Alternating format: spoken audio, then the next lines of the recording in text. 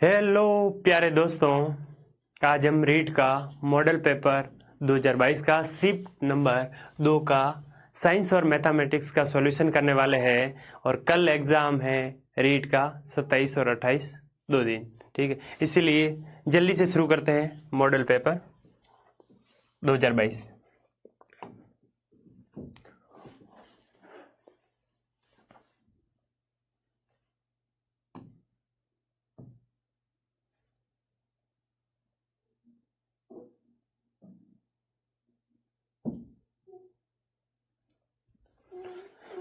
तो प्यारे दोस्तों, ये मैथमेटिक्स और साइंस का क्वेश्चन नंबर 91 दिया हुआ है। इसमें दिया हुआ है कि x की power 4 minus x minus y की पावर 4 इज, तो इसके फैक्टर क्या होंगे ये आपको बताना है। तो देखो, ये आपने सर्व समीकरण पढ़ी होगी। सर्व समीकरण x square minus y square is equal to होता है एक्स प्लस वाई और एक्स माइनस वाई। यह सर्व समीकरण होती है। तो इस फैक्टर में दिया हुआ है, तो यहाँ पर x की पावर 4 दिया हुआ है, तो इसको हम ऐसे लिख सकते हैं x square plus x minus y की होल स्क्वायर हो जाएगा।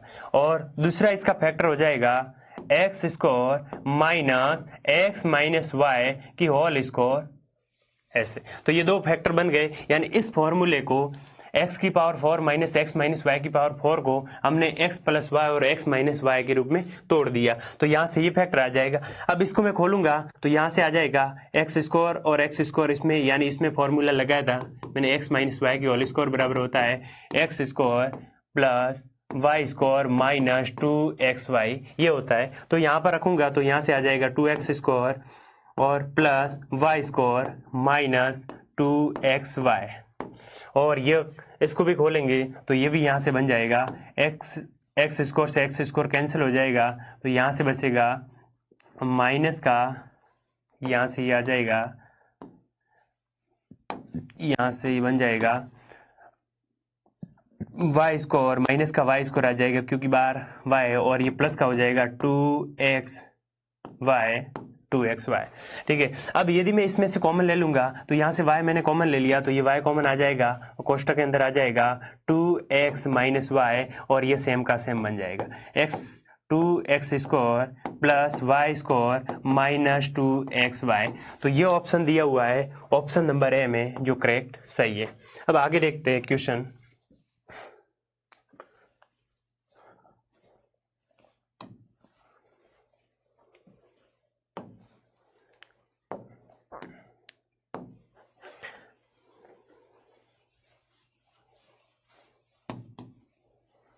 अब क्वेश्चन नंबर 92 दिया हुआ है।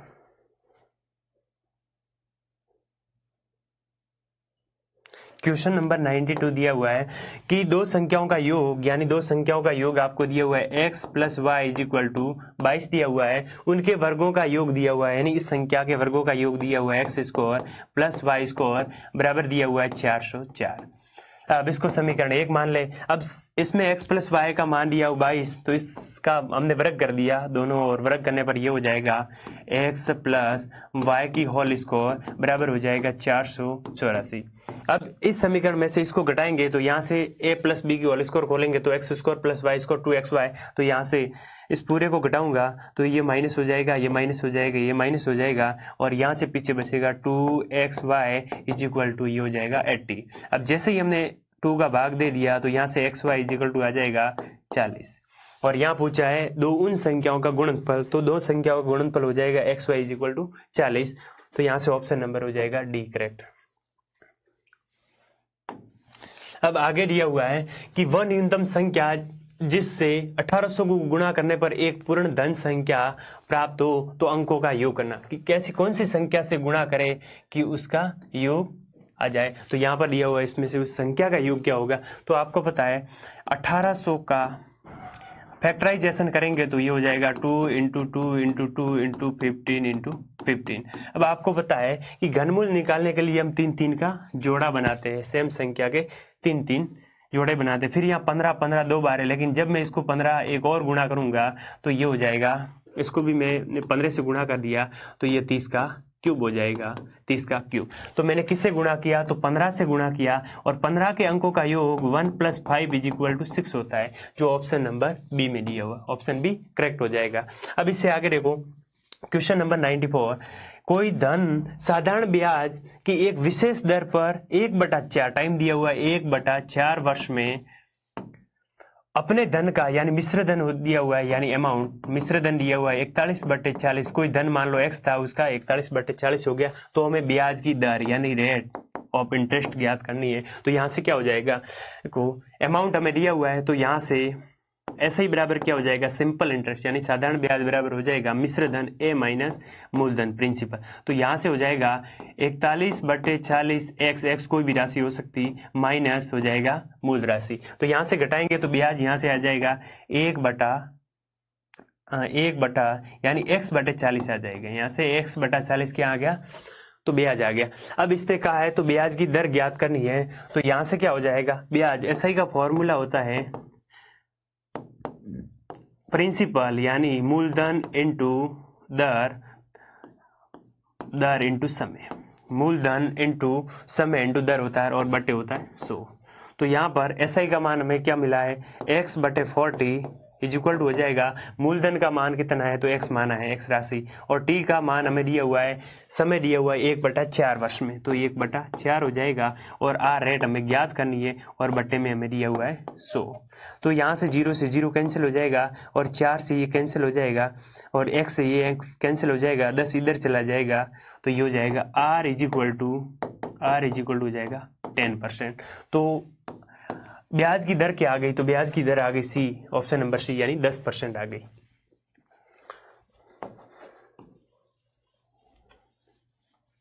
अब क्वेश्चन नंबर 95 देखेंगे। क्वेश्चन नंबर 95 में दिया हुआ है 10% वार्षिक चक्रवृद्धि ब्याज पर 2000 रुपये कितने वर्ष में 2420 हो जाते, यानी इतने रुपये हो जाते ब्याज सहित, यानी ये मिश्रधन दिया हुआ है, तो मिश्रधन बराबर क्या होता है, यानी अमाउंट इक्वल टू होता है प्रिंसिपल 1 + रेट बटे 100 इंटू समय टी दिया हुआ है। अब यहाँ से अमाउंट हमें दिया हुआ है कि कितने 10% वार्षिक चक्रवृद्धि ब्याज है 2000 रुपये कितने सालों या कितने वर्षों में 2420 हो जाते हैं, यानी हमें टाइम निकालना है। तो यहाँ पर दिया हुआ है 2420 रुपये, और प्रिंसिपल यानी मूलधन दिया हुआ है 2000 रुपये, तो ये हो गया 2000 रुपये, और 1 + दर हमें दी हुई है 10%, तो 10/100 हो जाएगा, और ये समय टी निकालना है। तो यहाँ से 0 से 0 ये काट दो, और 2 का भाग इसमें जाएगा 121 बार, और इसमें जाएगा 100 बार।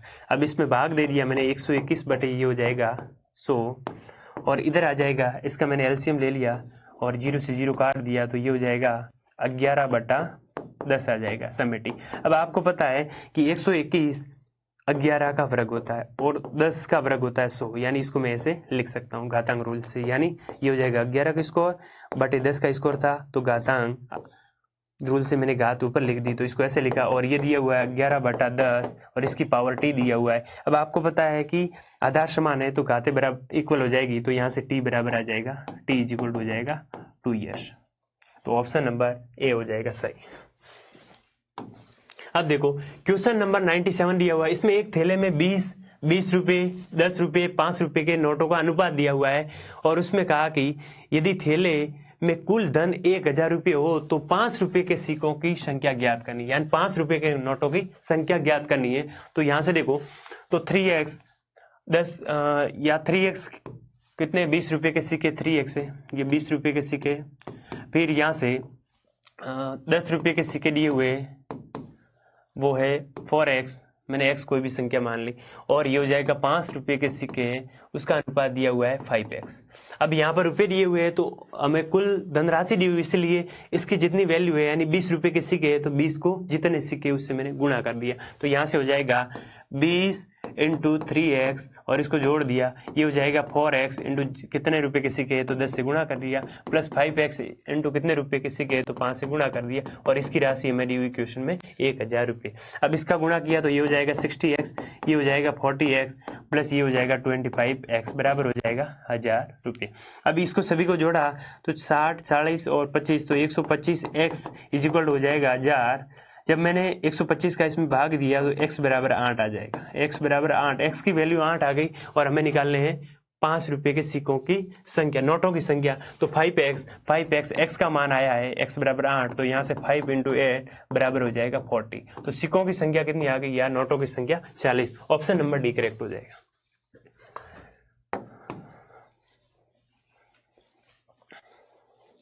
अब इससे आगे देखो, क्वेश्चन नंबर 98 में दिया हुआ है, क्वेश्चन नंबर 98, यदि किसी भिन्न के अंश और हर का योग 55 है तो भिन्न का मान हमको दिया हुआ है 3/8 है, तो भिन्न कौन सी होगी इसमें से बताना। तो देखो अंश मैंने ये भिन्न हो गई, मान लो x/y, ये कोई फ्रैक्शन है, फ्रैक्शन या भिन्न फ्रैक्शन दी हुई है x/y में। अब इसने कहा इस अंश और हर, इसको अंश कहेंगे, इसको हर कहेंगे। तो अंश और हर का मान इसने 55 दिया है, यानी x + y = 55 दिया है। अंश को x लिख दिया, ये x हो गया, और y को मैंने इसको कन्वर्ट करके ऐसे लिख दिया, y = 55 - x, और इसका मान दिया हुआ है 55 - x बराबर हमें दिया हुआ है 3/8, ये दिया हुआ है 3/8, ठीक है, 3/8 दिया हुआ है। अब उसका कुछ नहीं, क्रॉस गुणा कर दिया तो यहाँ से हो जाएगा 8x, इसका क्रॉस गुणा कर दिया इसके साथ तो ये हो जाएगा 8x, और ये हो जाएगा 165 हो जाएगा, और माइनस का 3x हो जाएगा बराबर। अब यहाँ से ये माइनस का इधर आ जाएगा तो 11x हो जाएगा, इक्वल हो जाएगा 165। तो यहाँ से 11 का भाग दे दिया तो यहाँ से x बराबर आ जाएगा, यहाँ से x का भाग दे दिया 1 और 165, यानी यहाँ हो जाएगा 15। तो x का मान यहाँ से 15 आ गया। जैसे x का मान 15 आ गया, अब y बराबर क्या आ जाएगा, तो y बराबर 55 - x है, तो y इक्वल हो जाएगा 55 - 15, तो यहाँ से y इक्वल आ जाएगा 14। तो यहाँ से भिन्न क्या होनी चाहिए, x/y बराबर होनी चाहिए x/y इक्वल टू 15/40 होनी चाहिए। तो 15/40 इसमें कहीं दिया हुआ नहीं, ये 20/35 है, ये 5/50 है, ये 10/15, तो इसमें ऑप्शन हो जाएगा इनमें से कोई नहीं।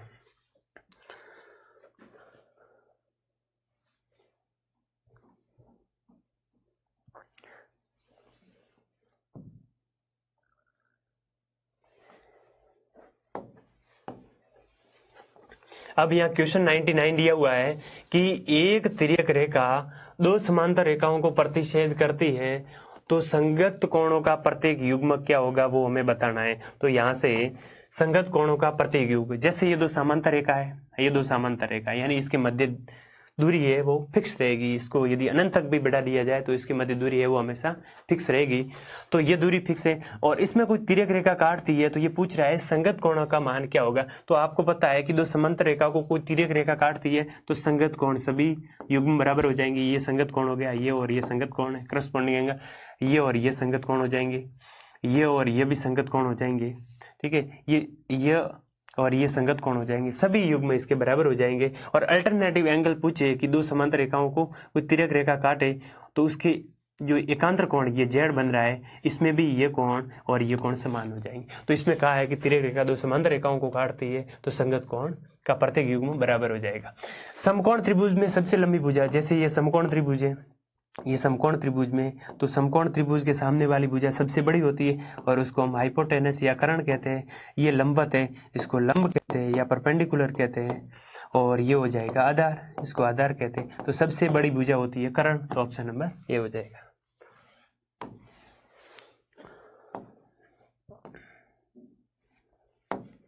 अब यहाँ दिया हुआ है यदि दिए गए चित्र में PS समांतर है QR, यानी PS समांतर है, यानी ये भुजा और ये भुजा आपस में पैरेलल है, समांतर है, तो कोण QPS, कोण QPS का मान ज्ञात करना, कोण QPS इसका मान ज्ञात करना, ये कोण निकालना। अब आपको पता है कि ये रेखा समांतर है, तो मैंने अभी कहा था दो समांतर रेखाओं को कुछ तिर्यक रेखा काट दिए तो उसके एकांतर अंत कोण बराबर होते, तो ये कोण और ये कोण बराबर हो जाएगा। ये 2x है तो ये भी 2x हो जाएगा, और ये मान लो z बना रही है तो ये हो जाएगा 2x।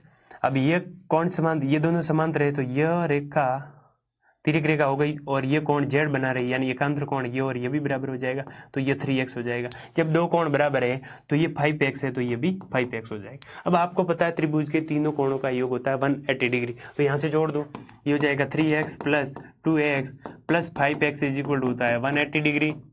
तो इसको जोड़ा तो यहाँ से हो जाएगा, ये 10x बराबर हो जाएगा 180 डिग्री। तो यहाँ से 10 का भाग दे दिया, x बराबर आ गया 18 डिग्री। लेकिन हमें 5x का मान ज्ञात करना है, कोण QPS निकालना है। तो 5x बराबर क्या हो जाएगा, तो कोण निकालना है QPS इज इक्वल हो जाएगा 5x। और 5 इंटू एक्स का मान 18 डिग्री दिया हुआ है, तो 18 से गुणा कर दिया तो ये हो जाएगा 90 डिग्री। तो ऑप्शन नंबर बी सही हो जाएगा। अब यहाँ से क्वेश्चन नंबर 102 दिया हुआ है। क्वेश्चन नंबर 102 दिया हुआ है, इसमें कहा गया है कि पंच बहुभुज के सभी अंत कोणों का योग ज्ञात करना। तो आपको पता है फॉर्मूला कि किसी बहुभुज के अंत कोणों को योग ज्ञात करना है, तो उसके लिए हम ये फॉर्मूला यूज करते हैं। किसी बहुभुज के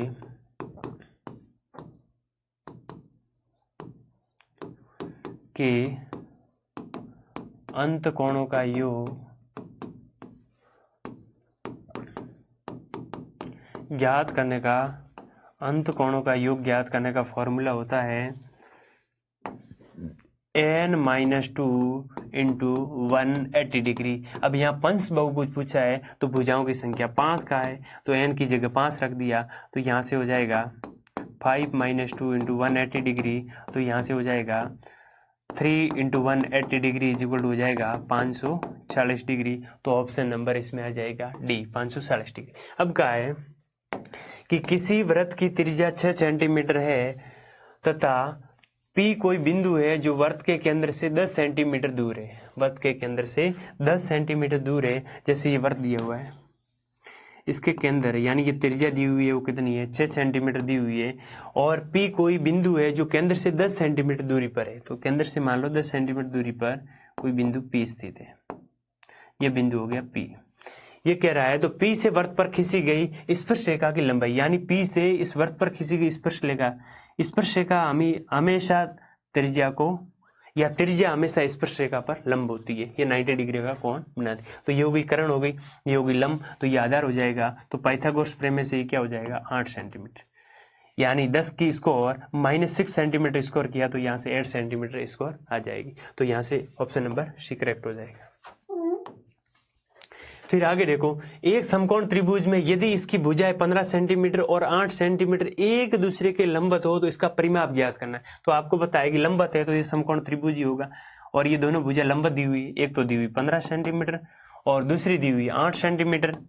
और यहाँ से हमें निकालना है ये कर्ण। और जैसे ही हमने ये भुजा निकाली तो त्रिभुज के तीनों भुजाओं का योग करेंगे तो यहाँ से पैरामीटर या परिमाप निकल जाएगा। तो ये कितनी, ये 8।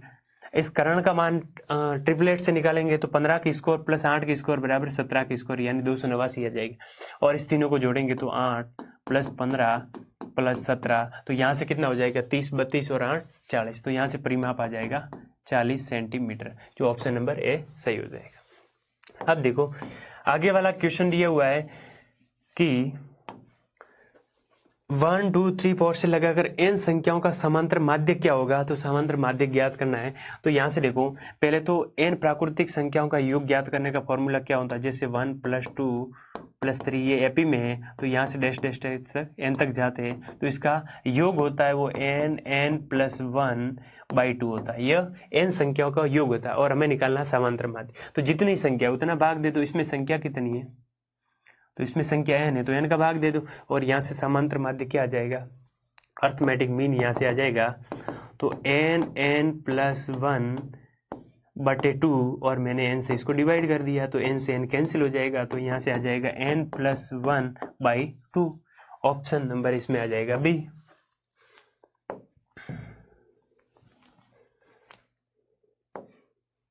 अब यहाँ आगे क्वेश्चन कह रहा है कि किसी वर्ग की ऊपरी सीमा और निम्न सीमा का अंतर क्या होगा, यानी अपर लिमिट और लोअर लिमिट का डिफरेंस किसको कहेंगे, बारंबारता कहेंगे, बहुलक कहेंगे या वर्ग माप कहेंगे। तो ये हो गई किसी वर्ग की ऊपरी सीमा माइनस निम्न सीमा करेंगे तो ये हमेशा वर्ग माप के बराबर हो जाएगा, यानी क्लास साइज कहलाएगा। कहने का मतलब जैसे ये हो गया कोई वर्ग माप 10 से लगाकर 20, 20 से लगाकर 30 तक ये जा रहे हैं। तो यहाँ से 20 ऊपरी सीमा है, 10 निम्न सीमा है और इसका डिफरेंस आएगा, उसको कहेंगे वर्ग माप। तो ऑप्शन इसमें हो जाएगा सी। अब इसमें मूल बिंदु के निर्देशांक, आपको पता है कि मूल बिंदु पर एक्स और वाई अक्ष एक दूसरे को इंटरसेक्ट करते प्रतिच्छेद करेंगे। तो ये तो हो गया एक्स अक्ष हो गया और ये हो गया वाई अक्ष, और जहां पर ये दोनों मिलते हैं उसके निर्देशांक होते हैं 0,0, यानी एक्स का मान भी 0 होता है, वाई का मान भी 0 होता है, और 0,0 मूल बिंदु के निर्देशांक कहलाते हैं, यानी ये ओरिजिन के निर्देशांक। ठीक है, तो ऑप्शन नंबर इसमें हो जाएगा डी। अब अगला क्वेश्चन दिया हुआ, यदि किसी एक पास से एक बार उछाला जाता है तो सबसे बड़ी संख्या आने की प्रक्रिया। अब आपको पता है कि किसी पासे को एक बार उछाला जाता है तो उस पर प्रतिदर्श समष्टि की संख्या होती है 1 2 3 4 5 6 तक ही होती है, और एक बार ही उछाला जाता है। ये कह रहा है स से बड़ी, तो इसमें स से बड़ी कोई संख्या ही नहीं, तो ये इम्पॉसिबल घटना हो जाएगी। क्या हो जाएगी? इम्पॉसिबल इवेंट हो जाएगा, और इम्पॉसिबल इवेंट की प्रायिकता हमेशा 0 होती है, तो इसमें ऑप्शन ए सही हो जाएगा। अब कह रहा है निम्न में से कौन सा कथन गणित की प्रकृति से संबंधित नहीं, यानी इसकी प्रकृति के विपरीत।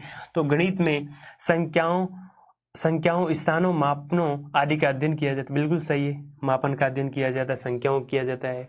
फिर इसके गणित की अपनी भाषा, बिल्कुल भाषा भी होती है, प्रत्यय और सूत्र भी होते हैं आदि, सही है।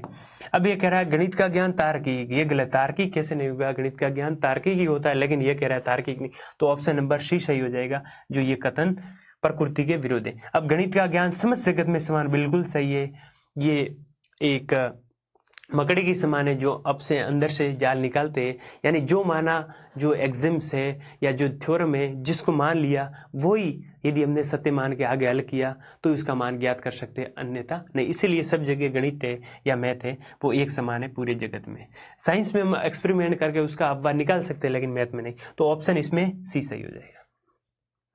फिर आगे कह रहा है 110वां क्वेश्चन कह रहा है 110वां कि गणित 110 में कहा है 110 में कहा है कि गणित वह भाषा है जिसमें परमेश्वर ने संपूर्ण जगत या ब्रह्मांड को लिख दिया। ये कथन किसने कहा? बिल्कुल सही, गणित ऐसी भाषा है जो संपूर्ण जगत में एक समान है, ये गैलीलियो ने कहा था। जो अच्छे विद्यार्थी भी रहे, साइंस के फिजिक्स में एक्सपेरिमेंट किए हैं और गणित के भी अच्छे वैज्ञानिक या अर्थ मैथमेटिशियन रहे। और इसके अगला क्वेश्चन दिया हुआ है, नेपोलियन के अनुसार गणित की उन्नति और वृद्धि देश की संपन्नता से संबंधित, यह कथन गणित के किस मूल्य से संबंधित? तो नेपोलियन ने यह गणित की उन्नति तथा वृद्धि देश की संपन्नता से संबंधित यह सामाजिक मूल्यों के बारे में कहा था। सामाजिक मूल्यों का मतलब जैसे समानता हो गया, स्वतंत्रता हो गया, न्याय हो गया, इस मूल्य के बेस पे कहा था सामाजिक मूल्य जो उसकी उन्नति के लिए जरूरी। ये थ्योरेटिकल क्वेश्चन। फिर आगे देखो, फिर आगे कहा गणित सार संग्रह नामक पुस्तक के लेखक कौन थे? अब आपको बताएं कि इसके लेखक महावीराचार्य थे, जिसने ये बुक 1850 में पब्लिश की थी या लिखी थी 1850 ईस्वी में।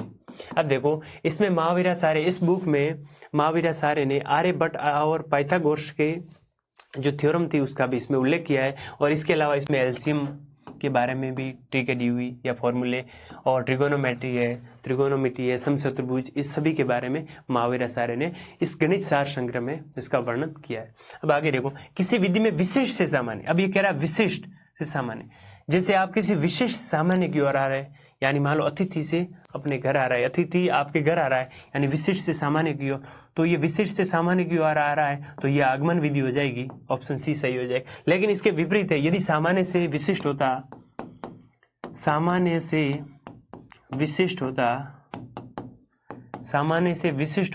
तो ये हो जाती निगमन विधि। सामान्य से विशिष्ट इसका उल्टा होता तो निगमन विधि।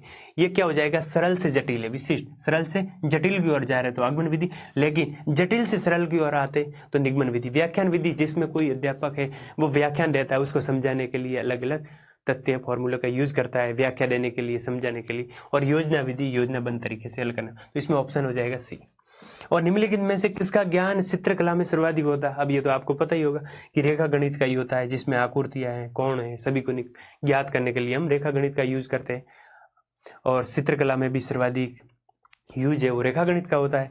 बाकी सांख्यिकी की नंबर का यूज होता है, अंक गणित में स्पेसिफिक नंबरों का कैलकुलेशन वगैरह होता है, और फलन में फलनों का हल होता है। फिर आगे देखो, इसमें कहा निम्नलिखित में से कौन सी निम्नलिखित में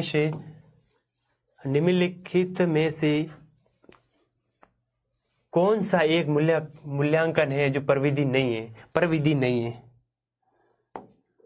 तो यहां से हो जाएगा निम्नलिखित में से कौन सी एक मूल्यांकन प्रविधि नहीं है। जैसे साक्षात्कार बिल्कुल है, प्रश्नावली हल करने के लिए बिल्कुल है, मूल्यांकन किया जाता है इसके द्वारा प्रश्नावली, और चेकलिस्ट भी ऐसे करके पता लगाता है। लेकिन तैयारी है वो इस मूल्यांकन से पहले की प्रक्रिया है, नहीं तैयारी करने के बाद ये सभी चीजें होती है, इसलिए इसकी प्रविधि नहीं हो जाएगी। ऑप्शन नंबर बी सही हो जाएगा, इसका ऑप्शन नंबर बी करेक्ट हो जाएगा,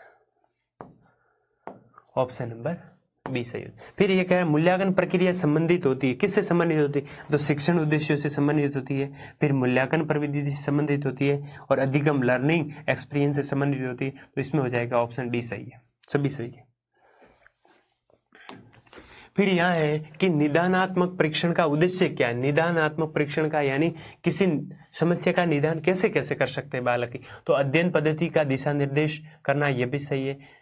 कठिन स्तर के आधार पर छात्रों का अलग अलग सेक्शन में डिवाइड कर सकते हैं, कठिन स्तर अलग अलग स्तर के बच्चों का डिवाइड करके, तो ये भी सही। फिर विषय विशेष में उपलब्धि की कमी का पता लगाना कि किस विषय में कितना कमजोर है, उसका पता लगा के भी इसका निदान किया जा सकता है, तो इसमें ऑप्शन सी सभी सही हो जाएगी। फिर कह रहा है किस विधि में कुछ से नया प्राप्त करने के लिए विभिन्न कथनों या भागों के संयोजन की प्रक्रिया के सिद्धांत की पालना होती है। तो व्याख्यान विधि में तो आपको पता है व्याख्यान दिया जाता है और तथ्यों या आंकड़ों से स्पष्ट समझाया जाता है, व्याख्या देकर अध्यापक। विश्लेषण विधि में प्रत्येक खंड का अलग अलग विश्लेषण किया जाता है। फिर ह्यूरिस्टिक विधि में बालक खुद सोचने की प्रयास करते हैं, और सिंथेटिक से ये संश्लेषण विधि है, इसको सिंथेटिक मेथड से बना होता है जो संयोजन विधि है, और इसमें ही संयोजन की प्रक्रिया के सिद्धांत की पालना होती है, तो ये हो जाएगी संश्लेषण विधि, ऑप्शन नंबर डी सही हो जाएगा। अब आगे देखो 119वां क्वेश्चन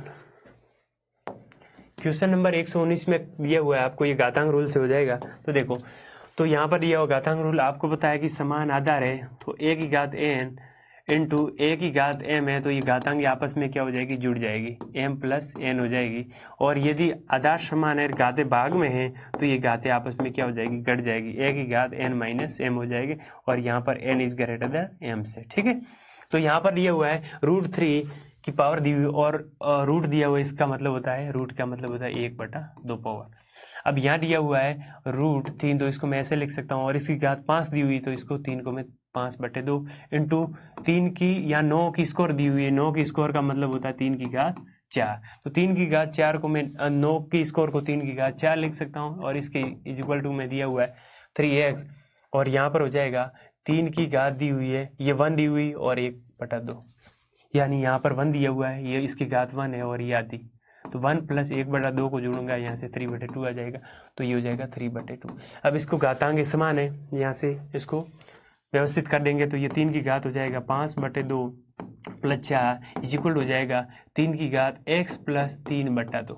अब आपको पता है जब बेस समान हो तब उसको आपस में आप काट सकते हैं और घातांकों को तुलना कर सकते हैं। तो यहाँ से क्या हो जाएगा, तो ये दोनों कैंसिल हो जाएंगे, तो यहाँ से 5/2 प्लस 4 इक्वल हो जाएगा x प्लस 3/2। अब यहाँ से इसका एलसीएम लेंगे, तो ये हो जाएगा 2 और ये हो जाएगा 5 प्लस ये हो जाएगा 8 बराबर हो जाएगा x प्लस 3/2। तो यहाँ से x इक्वल टू आ जाएगा, ये दिया हुआ 8 5 13/2 माइनस 3/2, तो यहाँ से हो जाएगा 10/2। तो यहाँ से x इक्वल टू क्या आ जाएगा, x इक्वल टू 5, x का मान क्या आ जाएगा 5, ऑप्शन नंबर बी सही हो जाएगा। अब आगे 120वां क्वेश्चन दिया हुआ है। अब 120 में दिया हुआ है x माइनस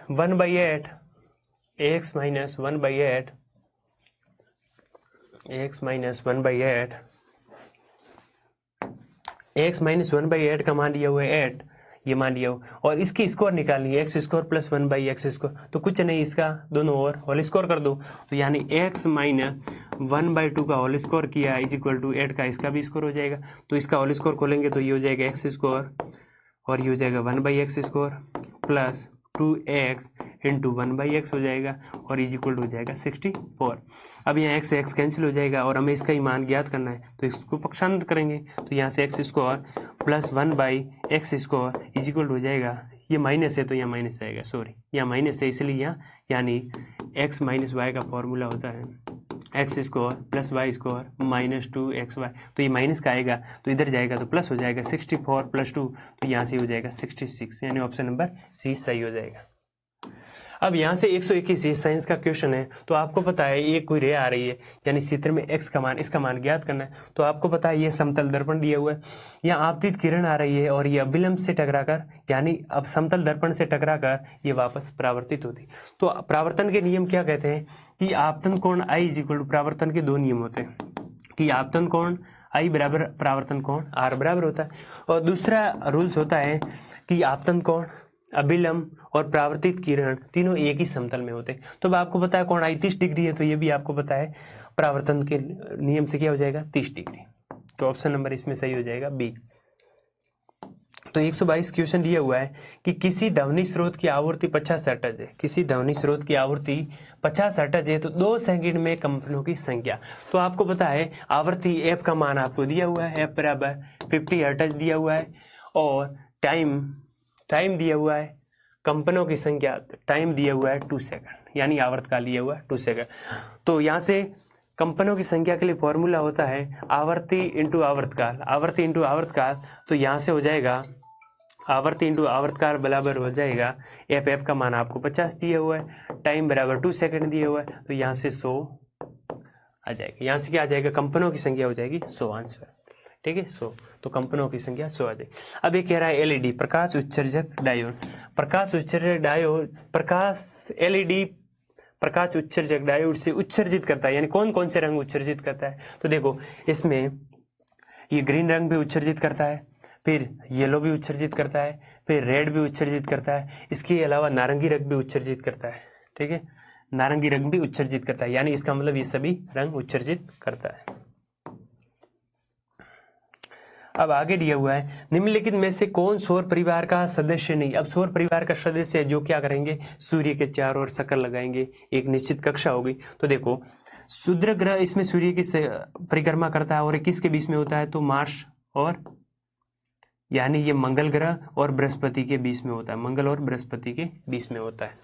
और इसके अलावा ये उल्का होती है, ये भी बिल्कुल चक्कर लगाती सूर्य का, धूमकेतु भी सूर्य का चक्कर लगाते हैं, लेकिन सैटेलाइट है वो ग्रह का चक्कर लगाते हैं, इसलिए ये अलग हो जाएगा, ऑप्शन नंबर सी सही हो जाएगा। अब यहाँ दिया हुआ है कि प्रयोगशाला विधि किस सिद्धांत पर आधारित है। आपको पता है प्रयोगशाला में आप एक्सपेरिमेंट करते, प्रयोग करते, तो सीधे ये आप करके सीखते, रटते तो हो नहीं, देख कर सीखते नहीं, लेकिन करके सीखना, ये क्या हो जाएगी प्रयोगशाला विधि हो जाएगी। अब निम्नलिखित में से संश्लेषित रेशा कौन सा है, संश्लेषित या कृत्रिम रेशा कौन सा है जिसको मानव निर्मित करता है या फैक्ट्री में बनाया जाता है। तो देखो कपास प्राकृतिक है बिल्कुल, रेशम कीट से बनता है प्राकृतिक, ऊन भी भेड़ों से प्राप्त होता है, ये भी प्राकृतिक है, लेकिन नाइलॉन को बनाया जाता है, इसको निर्मित किया जाता है फैक्ट्रियों में, तो ये संश्लेषित रेशा हो जाएगा, ऑप्शन नंबर ए सही हो जाएगा। और ये पूछ रहा है पोटेशियम तत्व का प्रतीक, पोटेशियम का प्रतीक हो जाएगा डी के। आपको एलिमेंट 30 तक तो याद ही होने चाहिए, जिंक तक तो कम से कम, जिंक तक 30 तक, ठीक है हाइड्रोजन से लगाकर जिंक तक आपको याद होने चाहिए। पोटेशियम का प्रतीक क्या होता है और इसका परमाणु क्रमांक होता है, एटॉमिक नंबर वो होता है 19। इसके बाद कैल्शियम आता है जिसका 20 होता है, ठीक है। अब देखो अब क्वेश्चन नंबर 128 में दिया हुआ है एल्यूमिनियम नाइट्रेट, एल्यूमिनियम नाइट्रेट का फॉर्मूला आपको बताना है। तो एल्यूमिनियम नाइट्रेट में देखो आपको पता है एल्यूमिनियम की जो संयोजकता होती है वो 3 होती है, एल्यूमिनियम की संयोजकता होती है वो 3 होती है, और नाइट्रेट को ऐसे लिखते हैं, नाइट्रेट पूछा है इसने, तो नाइट्रेट NO3 नेगेटिव, तो यहाँ से एल्यूमिनियम की संयोजकता होती है 3 होती है, तो यहाँ से फॉर्मूला बन जाएगा AlNO3 और यहाँ हो जाएगा 3, तो एल्यूमिनियम नाइट्रेट का फॉर्मूला यहाँ से बन जाएगा AlNO3 के होल ट्वाइस।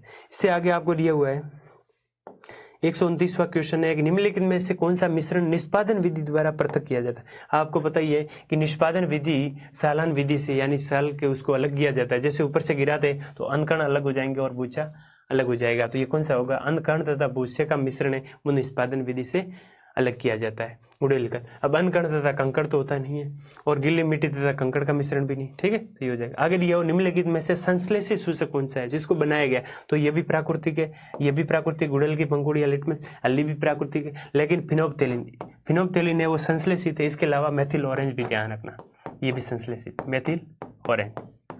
मेथिल ऑरेंज, ठीक है, ये संश्लेषित उत्तक है, ठीक है। इससे आगे देखो, अब आगे आपको दिया हुआ है क्वेश्चन नंबर 131, इसमें कहा है कि हरित गृह गैसों का युग्म है, इसमें हरित गृह गैसें कौन सी है जो क्या करते हैं, ग्लोबल वार्मिंग को बढ़ाती है। तो देखो आपको पता है ऑक्सीजन तो बढ़ाती नहीं है, ये तो सभी जीवों को जीवित रहने के लिए उपयोगी है, तो ये तो होगी। नाइट्रोजन भी वातावरण में उपस्थित है, लेकिन ये भी ज्यादा प्रदूषक नहीं होती है। इसके अलावा आपको पता है कार्बन डाइऑक्साइड होती है, नाइट्रेट ऑक्साइड होती है, तो ऑप्शन नंबर सी करेक्ट हो जाएगा। अब देखो निम्नलिखित में से सर्वे और दृश्य, जिसको सुन सकते हैं, दृश्य जिसको देख सकते हैं, शिक्षण के साधन है, कौन सा साधन, तो रेडियो सिर्फ सुन सकते हैं, साठ सिर्फ देख सकते हैं, श्यामपट देख सकते हैं, लेकिन दूरदर्शन है उसको देख भी सकते हैं और सुन भी सकते हैं। दृश्य और सर्वे दोनों हो गया। अब इसके आगे देखो, अब ये कह रहा है लेग्यूमिन पौधे की जड़ों में कौन सा जीवाणु सजीवी के रूप में पाया जाता है। लेग्यूमिन पौधे की जड़ों में कौन सा सजीवी पाया जाता है। अब आपको पता है कि लेग्यूमिन या फलीदार पौधे होते हैं, उसकी जड़ों में एक जीवाणु पाया जाता है, राइजोबियम जीवाणु, जो क्या करता है कि वातावरण में जो नाइट्रोजन है उसको नाइट्रेट में कन्वर्ट करता है, और जो ये राइजोबियम जीवाणु ये पौधे से पोषण प्राप्त करता है। इसलिए दोनों का एक दूसरे पर निर्भर कर रहे हैं, इसलिए इसे क्या कहेंगे, सजीवी कहेंगे। तो आपको पता है राइजोबियम जीवाणु, ठीक है, ऑप्शन ये हो जाएगा। निम्नलिखित में से कौन सा भोज्य पदार्थ तने का रूपांतर, आपको पता है तने का कौन सा, आलू से सीधे छोटे छोटे तने निकलते हैं, आंखें निकलती है, उससे अलग अलग करके हम जमीन में यदि बोते हैं तो यहाँ से क्या हो जाएगा, आलू पैदावार हो जाएगी, ठीक है। अब देखो आगे दिया हुआ है क्वेश्चन नंबर 135। अब इसमें कहा है 135 में कि निम्नलिखित में से कौन सा सरल ऊतक है, सरल ऊतक कौन सा है। तो देखो पौधे में जो ऊतक पाए जाते हैं, पौधे में ऊतक वो दो प्रकार के पाए जाते हैं, कौन कौन से, एक तो होता है विभाज्योतक ऊतक, विभाज्योतक, एक तो होता है विभाज्योतक ऊतक, और दूसरा होता है स्थायी ऊतक, स्थायी ऊतक, ये दो प्रकार के ऊतक होते हैं। अब आपको पता है स्थायी ऊतक को भी दो भागों में बांटा गया, एक तो पीसीएस, पेरेनकाइमा, क्लोरेनकाइमा और स्क्लेरेनकाइमा, और इसके अलावा होता है दूसरा जटिल ऊतक, यानी स्थायी ऊतक को दो भागों में बांटा गया। एक तो हो गया सरल ऊतक, इसको कहते हैं सरल ऊतक, ये सरल ऊतक है, ये हो जाएगा सरल ऊतक। सरल ऊतक में तीन ऊतक है, पेरेनकाइमा, क्लोरेनकाइमा और स्क्लेरेनकाइमा, ये तीन होते हैं। और जटिल ऊतक में दो ऊतक होते हैं, एक तो होता है जाइलम और दूसरा होता है फ्लोएम, जाइलम और फ्लोएम। तो इसमें कहा है कि सरल ऊतक, तो आपको पता है यह जाइलम और फ्लोएम हो जाएंगे जटिल ऊतक, तो स्क्लेरेनकाइमा हो जाएगा सरल ऊतक। अब आगे देखो क्वेश्चन में कहा है 136 में कि कौन सा वायु प्रदूषक नहीं है, वायु प्रदूषक कौन सा नहीं है इसमें वो बताना है आपको। तो यहाँ पर दिया हुआ है कि वायु प्रदूषक नहीं है, आपको पता है कार्बन डाइऑक्साइड भी वायु प्रदूषक है, मेथेन भी होती है, ग्रीन हाउस गैस को बढ़ाती है, और नाइट्रस ऑक्साइड बिल्कुल होती है, लेकिन ऑक्सीजन है वो वायु प्रदूषक नहीं है। ये तो तीनों गैस है वो ग्रीन हाउस गैस को बढ़ाती है या प्रदूषक है, लेकिन ऑक्सीजन है वो प्रदूषक नहीं है, तो ऑप्शन डी हो जाएगा। अब ये कह रहा है कि पवित्र उपवन पाए जाते हैं, तो पवित्र उपवन आपको पता है मेघालय में खासी व जयंतिया पहाड़ियों है, तो वहां पर ही पाए जाते हैं, बिल्कुल। राजस्थान की अरावली पर्वत में भी पाए जाते हैं पवित्र उपवन, बिल्कुल सही है। और यह महाराष्ट्र के पश्चिमी घाट पर, तो बिल्कुल यहाँ भी पाए जाते हैं पश्चिमी घाट पर, तो ऑप्शन डी इसमें तो करेक्ट हो जाएगा। फिर कह रहा है कि कौन से जीवाणु से मानव में प्लूरिसी रोग होता है, यानी कौन से जीवाणु से मानव में प्लूरिसी रोग हो जाए। अब आपको पता है पहले में दिया हुआ है माइकोबैक्टीरियम ट्यूबरक्लोसिस, तो ये किसका होता है, आपको पता है टीबी का होता है। टीबी को फैलाने वाला जो जीवाणु होता है वो माइक्रोबैक्टीरियम ट्यूबरक्लोसिस होता है। इसके अलावा डिप्थेरिया यानी कोरिनेबैक्टीरियम डिप्थेरियाई, तो ये डिप्थेरिया का होता है, डिप्थेरिया रोग को फैलाने वाला जीवाणु होता है। और माइक्रोबैक्टीरियम लेप्री होता है, ये क्या होता है, इसको कहते हैं जो ये होता है सही रोग या कुष्ठ रोग, जो सबसे पहले इंग्लैंड की महारानी के हुआ था, सही रोग कहते हैं, सही रोग को फैलाने वाला या कुष्ठ रोग। कुष्ठ रोग को फैलाने वाला जो जीवाणु होता है वो होता है माइक्रोबैक्टीरियम लेप्री, लेकिन निशेरिया गोनेरियाई ये होता है प्लूरिसी रोग होता है। ये क्या करता है कि छाती में दर्द उत्पन्न करता है, यानी छाती के चेस्ट के अंदर दर्द उत्पन्न करता है। सभी में वैसे तो ये होता है, लेकिन ज़्यादा डेंजर स्थिति होती है 65+ एज के जो मनुष्य होते हैं, उसमें ज़्यादा दिक्कत पैदा करता है। इसका ऑप्शन हो जाएगा डी। अब 12 में त्वचा की तेलीय ग्रंथियां कौन से प्रकार की होती? अब तेलीय त्वचा पूछे तो इसमें देखो, जो एपोक्राइन है और एक्राइन है वो तो पसीने को निष्कासित करती है, वो ग्रंथियां होती है। लेकिन इसमें एलोक्राइन होती है, जैसे हथेली को छोड़ दे और पैरों की पगडंडियों को छोड़ दे तो बाकी सभी में से यदि वसा का निष्कासन करती है, फुंसी वगैरह सभी का, तो वो एलोक्राइन तेलीय ग्रंथियां होती। तो इसमें ऑप्शन हो जाएगा सी, ऑप्शन सी हो जाएगा। और क्वेश्चन नंबर 140 दिया हुआ है, क्वेश्चन नंबर 140 में दिया हुआ है कि विटामिन ए की कमी से होने वाला रोग। अब देखो, विटामिन ए की कमी से होने वाला रोग आपको पता होगा, विटामिन ए की कमी से होने वाला रोग रतौंधी, यानी रात को दिखाई कम देना, इसको जीरोप्थेल्मिया भी कह सकते हैं। जीरोप्थेल्मिया जो गाजर वगैरह खाने से ये रोग दूर हो जाता है। फिर विटामिन बी की कमी से होने वाला रोग आपको पता है बेरी होता है, और इसमें भी कंपोनेंट होते हैं B12 तक, बेरी रोग होता है। और विटामिन सी की कमी से होने वाला रोग आपको पता है स्कर्वी होता है, खून का बहना, ठीक है, मसूड़ों से खून का बहना। और विटामिन डी की कमी से रिकेट्स, हड्डियों का मुड़ जाना, ये सूर्य के प्रकाश से प्राप्त होती है विटामिन डी। तो इसमें ऑप्शन ये हो जाएगा, रिकेट्स रोग हो जाएगा, रिकेट्स।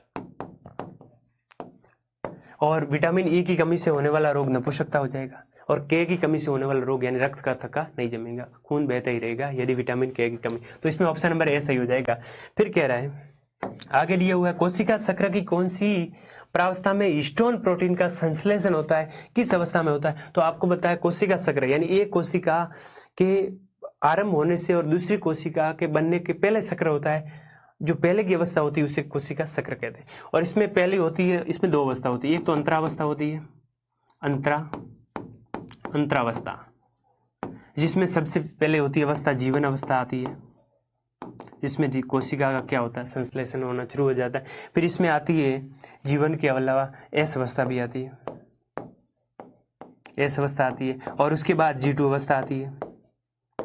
और इसके अलावा जो जिसमें हिस्टोमिन प्रोटीन का संश्लेषण होता है वो इसके बाद आती एम प्रावस्था में, एम अवस्था में, जिसमें हिस्टोन प्रोटीन का क्या होता है, संश्लेषण शुरू हो जाता है। तो ऑप्शन नंबर डी हो जाएगा।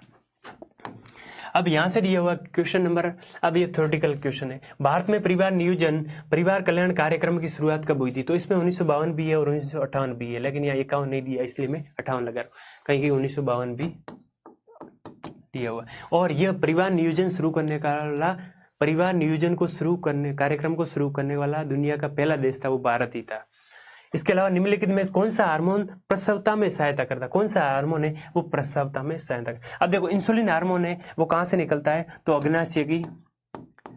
अग्नाशय की बीटा सेल से, अग्नाशय की बीटा कोशिका से निष्कासित होता है, अग्नाशय की बीटा कोशिका से स्रावित होता है। और मेलोटिन है वो पिनियल ग्रंथि से स्रावित होता है, पिनियल यानी पिनियल ग्रंथि के द्वारा स्रावित किया जाता है, जो रात को नींद लेते समय ये हार्मोन स्रावित होता है, मेलाटोनिन। और एड्रेनलिन ग्रंथि है वो, एड्रेनलिन हार्मोन है वो एड्रेनलिन ग्रंथि द्वारा स्रावित होता है। और प्रोजेस्टेरोन हार्मोन है जो महिलाओं में, वो प्रसव में सहायता करता है। तो ऑप्शन नंबर इसमें डी हो जाएगा। फिर आगे करा, निम्नलिखित में कौन सी खरीफ की फसल नहीं है? तो यदि आपको रबी की जैसे याद है तो आप कर सकते हैं, तो राई, नाई, यहां से हो जाएगा क्वेश्चन नंबर 144 में। देखो तो यहां से हो जाएगा, ये आपको ट्रिक ध्यान रखनी, नई हुटर बजते ही जोश में आलू लाया, जोश में आलू लाया, आलू लाया। ये सभी फसलें हैं वो रबी की फसलें हैं, रबी की फसल। अब यदि इसमें से एक भी फसल रबी की हो जाएगी तो फिर वो खरीफ की नहीं होगी। तो देखो, नाई का मतलब सना, ये हो जाएगा सना, और ये हो जाएगा राई। ऊ का मतलब गेहूं, और टर का मतलब मटर। अब ये देखो किसकी फसल है, रबी की, तो आपको पता है एक ऑप्शन। और बजदे बाजरा हो जाएगा, ज्वार हो जाएगा, ठीक है, जो उसमें आलू लाए। तो ये मटर, तो मटर किसकी हो जाएगी? रबी की फसल, जो किसकी है? खरीफ की फसल नहीं है। तो बाकी कपास, मक्का और सोयाबीन किसकी है? खरीफ की फसलें। फिर कह रहा है कि निम्नलिखित में से कौन सी एक वैज्ञानिक शिक्षण विधि नहीं है? वैज्ञानिक शिक्षण विधि नहीं। अब आपको पता है कि कौन सी विधि वैज्ञानिक शिक्षण विधि नहीं। तो कहानी विधि तो आपको पता है कि इसमें कोई वैज्ञानिक विधि या कोई वैज्ञानिक प्रक्रम में तो यूज नहीं होता है। तो इसमें से ये पहले ही दिख रही है ऑप्शन यही होगा। बाकी देख ले, मूल्यांकन विधि बिल्कुल वैज्ञानिक विधि है, इसमें प्रश्नावली को हल करवाया जाता है, या पहले साक्षात्कार लिया जाता है, ये भी मूल्यांकन विधि। प्रश्नावली विधि बिल्कुल प्रैक्टिस की जाती है। फिर मनोलेख विधि बिल्कुल, तो इसमें हो जाएगी कहानी विधि। फिर कहता है मूल्यांकन का मुख्य उद्देश्य क्या है, कि मूल्यांकन क्यों किया जाता है, इसका उद्देश्य क्या है। तो शिक्षार्थियों की त्रुटि निकालना, शिक्षार्थियों की त्रुटि निकालने के लिए बिल्कुल नहीं किया जाता है। और शिक्षार्थियों की उपलब्धि को मापना, ये कुछ हद तक हो सकता है। शिक्षार्थियों को प्रोन्नति प्रदान करना, लेकिन ये मूल्यांकन की विधि में नहीं आएगा। सीखने की कमी, यानी सीखने की कमी का निदान एवं उपचार करना, यानी क्या कमी रहेगी और इसको कैसे दूर किया जाता है, इसके लिए मूल्यांकन का मुख्य उद्देश्य है, इसलिए मूल्यांकन किया जाता है। ऑप्शन नंबर हो जाएगा डी। अब देखो 147 क्वेश्चन में कहा है कि कौन सी सामग्री है, कौन सी सामग्री है, कौन सी शिक्षण सामग्री है जो सर्वे और दृश्य उपकरण में सम्मिलित नहीं, यानी सर्वे और दृश्य दोनों उपकरणों में कौन सी सामग्री सम्मिलित नहीं है। तो देखो चल चित्र भी होते हैं, सर्वे और दृश्य, चल चित्र श्रव्य भी होती है, दृश्य भी होते हैं। फिर टेलीविजन भी होता है, बिल्कुल चल यानी टेलीविजन के अंदर भी होता है श्रव्य और दृश्य। चित्र विस्तारक, चित्र विस्तारक देखो इसमें कहा है लैपटॉप, और चित्र विस्तारक, तो चित्र विस्तारक भी इसमें क्या किया जाता है, इसमें दृश्य तो होता है लेकिन सर्वे नहीं हो जाए, तो ऑप्शन नंबर डी हो जाए। लैपटॉप में भी होता है बिल्कुल, तो ऑप्शन नंबर डी हो जाएगा। अब आगे देखो, अब आगे दिया हुआ है कि घर्षण बलों का सही घटता क्रम आपको बताना, कि सबसे ज्यादा घर्षण कौन सा होगा, यानी घटते क्रम है, सबसे ज्यादा फिर उससे कम उससे कम। तो देखो घर्षण में क्या होता है, जैसे मैं एक ग्राफ बनाऊं, जैसे ऐसे कोई डिब्बा है, अब उसको घिस रहे हैं, जैसे ये डिब्बा है, और इस डिब्बे के सापेक्ष में ग्राफ बनाऊं, जैसे ये हो गया वाई, ये हो जाएगा एक्स अक्ष। अब देखो ये डिब्बा है, इसको पहले धक्का देंगे तो सबसे ज्यादा बल लगता है वो स्थैतिक घर्षण, यानी स्थैतिक घर्षण, जो सबसे ज्यादा बल होता है घर्षण का वो स्थैतिक घर्षण का होगा। यानी पहले सबसे पहले हम क्या करेंगे, डिब्बे को धक्का देंगे, तो इतना धक्का देंगे कि अब ये गति की अवस्था में नहीं आए, लेकिन गति की अवस्था होने की अवस्था में आ जाए, यानी गति अब गति करने वाला है, उससे पहले जो बल लगता है उसे स्थैतिक घर्षण कहेंगे, जो सबसे ज्यादा होगा। फिर इसके बाद में आता है सर्पिक घर्षण, यानी फिर यह खिसकना शुरू हो जाएगा, सरकना शुरू हो जाएगा, तब इसका घर्षण कुछ कम हो जाएगा, ऐसे ये हो जाएगा। फिर लौटनी घर्षण है, उसका मान तो और कम हो जाएगा, लुढ़क लुढ़क कर चलेगा, तो सबसे ज्यादा ये हो जाएगा स्टैटिक घर्षण, स्थैतिक घर्षण। फिर ये हो जाएगा गति घर्षण, या इसको सर्पिक घर्षण भी कह सकते हैं, गति घर्षण या सर्पी, खिसका के सर्पिक घर्षण। और तीसरा हो जाएगा, ये हो जाएगा लौटनी घर्षण। तो सबसे ज्यादा जिस घर्षण का मान होता है उस स्थिति का होगा, फिर सर्पी हो जाएगा और फिर लौटनिक, तो ये ऑप्शन नंबर डी सही होगा। अब देखो इसमें कहा गया क्वेश्चन नंबर 149 में, 149 में कहा गया एक वस्तु आर त्रिज्या के वृत्त पर गतिमान है, एक वस्तु आर त्रिज्या के वृत्त पर गतिमान है, ये अर्धवृत्त पूरा करती है। एक वस्तु आर त्रिज्या के वृत्त पर, यानी त्रिज्या इसकी आर है और इस वृत्त पर गतिमान है, ठीक है, मान लो गतिमान, ये अर्धवृत्त पूरा कर दी, यानी यहां से चलकर मान लो ए बिंदु से लगाकर बी बिंदु, ये अर्धवृत्त पूरा कर लिया, ये सेंटर हो गया सी या ओ मान लो, ठीक है, अर्धवृत्त पूरा कर दी है। तो इसके द्वारा तय की गई दूरी और विस्थापन, अब आपको पता है दूरी क्या होती है, दूरी वास्तविक पथ की लंबाई होती है। जैसे यहां से हमने चलना शुरू किया तो यहां से लगाकर ए से लगाकर बी तक, ये पूरी यहां से लगाकर ये पूरी दूरी हो जाएगी, ये तो हो जाएगी दूरी, डिस्टेंस हो जाएगी, ये तो दूरी होती है। और विस्थापन क्या होता है, प्रारंभिक और अंतिम स्थिति के मध्य की न्यूनतम दूरी होती है, यानी इसके मध्य की जो, ये तो वास्तविक दूरी होगी, ये वास्तविक दूरी होगी, वास्तविक पथ की लंबाई, वास्तविक पथ की लंबाई, ये हो जाएगी वास्तविक पथ की लंबाई, ठीक है, ओके।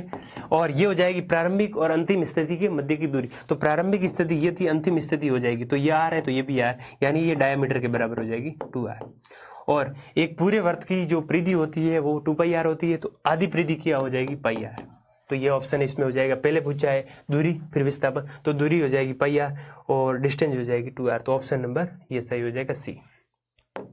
फिर 150 लास्ट क्वेश्चन है ये साइंस और मैथ्स का, तो देखो यहां से क्या हो जाएगा, ऑप्शन डी में दिया हुआ है, ऑप्शन डी में कहा है कि लकड़ी की एक समझ का, लकड़ी दी हुई है, लकड़ी की एक समझ को आइसक्रीम के प्याले में डुबोया जाता है तो दूसरा सिरा क्या हो जाएगा। अब आपको पता है लकड़ी में न तो ऊष्मा प्रवाहित होती है, तो यहाँ से विकिरण की कोई, यानी ऊष्मा प्रवाहित होने के 3 माध्यम है, ऊष्मा प्रवाह के 3 माध्यम है, ऊष्मा प्रवाह के 3 माध्यम है, कौन कौन से है, तो ऊष्मा कैसे प्रवाहित हो सकती है, जैसे सूर्य से जो आ रही है ऊष्मा, जो विकिरण के द्वारा आ रही है, विकिरण के द्वारा आ रही है, और दूसरा है सालन के द्वारा, चल गई सालन के द्वारा, और तीसरा है वो श्रवण के द्वारा, सालन का मतलब जैसे कुछ सड़ है, एक साइड से गर्म करे दूसरी ओर गर्म हो जाती है धीरे धीरे, उसको कहेंगे सालन। स्वन का मतलब जैसे जल को गर्म करते हैं तो पास वाला भी जल उसके अणुओं के द्वारा गर्म हो जाता है, उसे स्वन कहेंगे। ठीक है, तो देखो लकड़ी में तो न तो उसमें प्रवाहित होती है तो विकिरण से कोई मतलब नहीं, ये भी नहीं होगा। स्वन की प्रक्रिया कारण ठंडा, ये भी नहीं होगी। सालन की प्रक्रिया कारण कोई प्रभाव नहीं, तो ये हो जाएगा ऑप्शन नंबर डी सही हो जाएगा। ठीक है, थैंक यू प्यारे दोस्तों। तो ये था साइंस और मैथमेटिक्स का मॉडल पेपर रीट का 2022 का, तो आपको अच्छे से समझ आया होगा, मैं ऐसी आशा करता हूँ। Thank you.